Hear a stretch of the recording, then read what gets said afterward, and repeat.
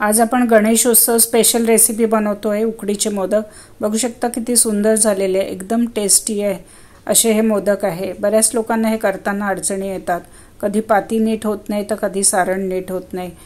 मी सोपी पद्धत सांगणार आहे ज्याच्याने तुमचे मोदक कधीही बिघडणार नाही। आता मी एक मोदक तुम्हाला तोडून दाखवते। बघू शकता किती छान झालेला आहे, एकदम टेस्टी असा हा मोदक आहे। हे करणे सगळ्या साहित्याचं योग्य प्रमाण घेऊन हा सोप्या पद्धतीने कसा बनवायचा ते मी तुम्हाला सांगणार आहे। बऱ्याचशा टिप्स देणार आहे, तेव्हा व्हिडिओ शेवटपर्यंत नक्की बघा। माझ्या चॅनेलवर खूप सारे रेसिपीज टाकलेले आहे, लंच, ब्रेकफास्ट, डिनर आणि स्वीट डिशेस। त्या तुम्ही चॅनेलवर जाऊन बघू शकता। माझ्या चॅनेलला सबस्क्राइब करायला विसरू नका।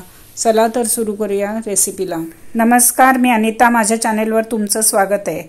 आज आपण उकडीचे मोदक बनवतो आहे आणि त्याला लागणारे साहित्य 2 वाट्या आपण नारळ घेतलेला आहे, खाऊन घेतलेला ओला नारळ, आणि 1 वाटी आपण गूळ घेतलेला आहे, वेलची पावडर आणि जायफळ पावडर घेतलेली आहे। आता आपण सारण बनवतो आहे आणि सारण बनवायसाठी आपण गॅसवर एक कढई ठेवलेली आहे आणि त्याच्यामध्ये आपण 1 चम्मच तूप टाकून घेतो आहे। तूप आता आपलं विरघळायला लागलेलं आहे। त्याच्यामध्ये आपण हे 2 वाटी ओलं खोबरे आहे ते खाऊन घेतलेले आहे ते टाकून घेतो आहे।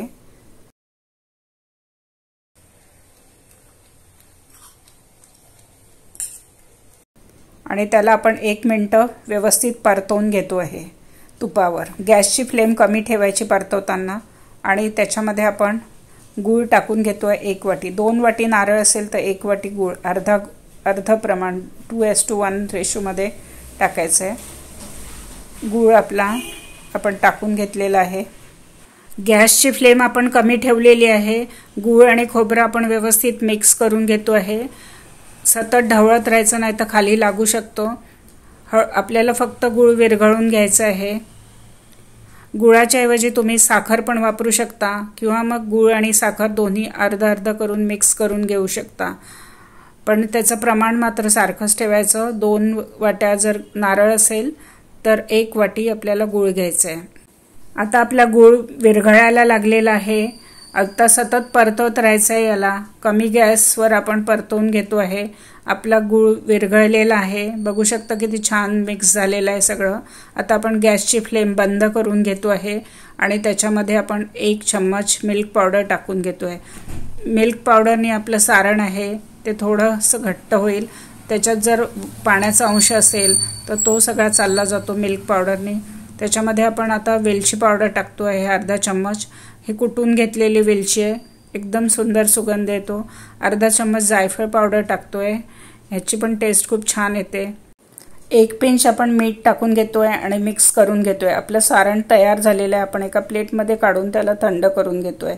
जर सारण जरा असं पाण्याचा अंश वाटला तर तिथे 1 चम्मच आपण मिल्क पावडर टाकलेलं आहे, त्याच्याऐवजी तुम्ही तांदळाची पीठ पण 1 चम्मच टाकू शकता। आता उकडीच्या मोदकासाठी आपण पाती बनवतोय, त्याच्यासाठी 2 वाट्या आपण तांदळाचं पीठ घेतलेलं आहे। हे आंबेमोहर तांदळाचं पीठ आहे।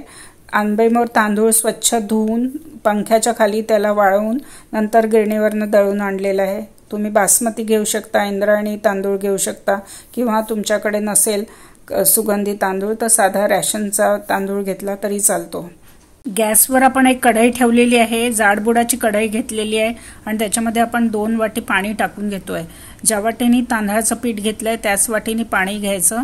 2 वाटी तांदळाच्या पिठाला 2 वाटी आपण पाणी टाकून घेतो आहे। आता त्याच्यामध्ये आपण 1 चम्मच तूप टाकतो आहे।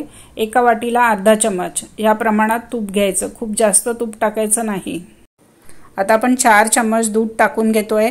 1 वाट्या पाण्याला 2 चम्मच दूध टाकायचं, त्याने पांढरा रंग खूप छान येतो पातीला। आता आपण थोडंसं मीठ टाकून घेतोय चवीप्रमाणे, थोडीशी साखर टाकून घेतोय आहे आणि त्याला बॉईल करून घेतोय। महत्त्वाची टिप म्हणजे जोपर्यंत पाणी बॉईल होत नाही तोपर्यंत तांदळाचं पीठ टाकायचं नाही, नाहीतर मग आपली पाती छान होणार नाही। पाणी आपलं आता बॉईल व्हायला लागलेलं आहे। आता आपलं पाणी चांगलं बॉईल झालेलं आहे, आपण त्याच्यात तांदळाचं पीठ टाकून घेतोय। गॅसची फ्लेम आपण कमी ठेवलेली आहे आणि 2 वाटी आपण तांदळाचं पीठ टाकून घेतलेलं आहे। आणि त्याला व्यवस्थित गरम पाण्यामध्ये आपण मिक्स करून घेतो आहे। चमच्याच्या मागच्या भागाने जर ढवळलं तर व्यवस्थित मिक्स होतं। आणि गॅसची फ्लेम आपली कमी आहे आणि त्याला व्यवस्थित आपण मिक्स करून घेतलेलं आहे। आता आपण याला झाकण ठेवून 1 मिनिटापर्यंत आपण त्याला व्यवस्थित वाफ देऊन घेतोय आणि मग गॅसची फ्लेम आपण बंद करतोय आणि भांड्याला बाजूला काढून त्याला 10 मिनिटं तसंच झाकण ठेवून देतोय आहे। आता 10 मिनिटं झालेले आहे, आपण झाकण काढून घेतलेलं आहे। बघू शकता उकड किती छान झाली आहे। ती चांगली झाली आहे की नाही हे कसं करणार, त्यातलं थोडंसं पीठ घ्यायचं आणि बोटांनी त्याचा गोळा करण्याचा प्रयत्न करायचा। जर बोटांना चिपकत नसेल तर ती उकड छान झालेली आहे। प्रेस करून बघायचं, असं एकदम चिपकत नसेल तर उकड आपली झालेली आहे। आणि आपण आता त्याला एका प्लेटमध्ये काढून घेतोय। आता आपण उकड एका प्लेटमध्ये काढून घेतलेली आहे। अजूनही गरम आहे आपली उकड। आता एक ग्लासने आपण त्याला मऊ करून घेतो आहे। गरम असतानाच त्याला चोळायचं, व्यवस्थित मळून घ्यायचं ग्लासने। चटका बसायला नको म्हणून आपण ग्लास घेतलेला आहे। गरम असतानाच उकड व्यवस्थित मळून घ्यायची ग्लासचा वापर करून। आता आपली उकड थोडी थंड झालेली आहे, आपण हाताने मळू शकतो आहे। तळ हाताचा भागाने प्रेशर देत देत आपण व्यवस्थित मळून घ्यायचं। जितकं छान मळाल ना तितकं छान पाती होईल आपली मोदकाची। गरज वाटली तर हाताला पाणी लावून व्यवस्थित मळून घ्यायचं। जास्त पाण्याचा वापर करायचा नाही, फक्त हाताला लावायचं पाणी आणि त्याने प्रेस करत करत व्यवस्थित मळून घ्यायची। अशा प्रकारे आपण उकड व्यवस्थित मळून घेतोय। महत्त्वाची टीप आहे, हे मळणं सगळ्यात महत्त्वाचं आहे। आपण थोडा थोडा पोर्शन घेऊन आता त्याला पुन्हा एकदा व्यवस्थित मळून घेतलेलं आहे आणि थोडंसं आपण तूप टाकतोय त्याच्यामध्ये आणि दोन्ही बाजूनी तूप लावून घेतोय आपण उकडीला आणि त्यातला व्यवस्थित आता पुन्हा मळून घेतोय। 1 ते 1.5 मिनिटं आपण मळून घेतोय आहे। आपली उकड एकदम छान सॉफ्ट झाली, एकदम मऊ झालेली आहे। आणि आता ही आपण बघतोय की थोडासा त्यातलं पीठ घेऊन त्याचा गोळा करून बघतोय, त्याच्यात काही क्रॅक्स वगैरे जातात आहे का हे बघायचं। एकदम स्मूथ गोळा झाला म्हणजे आपली उकड व्यवस्थित मळल्या गेलेली आहे आणि मोदक करायला तयार झालेली आहे। जर क्रॅक जात असतील तर त्याला पुन्हा थोडासा पाण्याचा हात घ्यायचा, नाही तर तूप लावून थोडंसं मळून घ्यायचं, म्हणजे उकड एकदम छान होते। ह्या टिप्स लक्षात ठेवायच्या, कारण मोदकाची पाती ही सगळ्यात महत्त्वाची आहे। त्याच्याशिवाय त्याचा आकार येणार नाही मोदकाला। अशा प्रकारे एवढ्या साईजचे आपण आता गोळे करून घेतो आहे। आपण आता 5-6 गोळे करून घेतलेले आहे। आता एक पोलपाट घेतलेला आहे आणि त्याच्यावर तो गोळा जरा घोळवून घेतला आपण तांदळाच्या पिठात आणि त्याला लाटून घेतोय।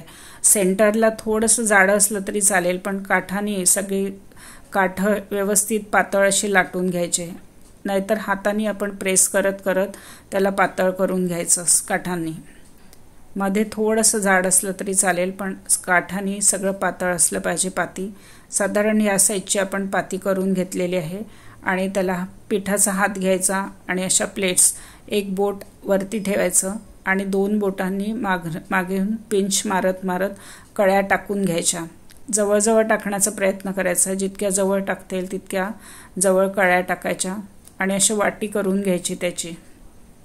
बघू शकता किती सुंदर कळ्या पडतात आहे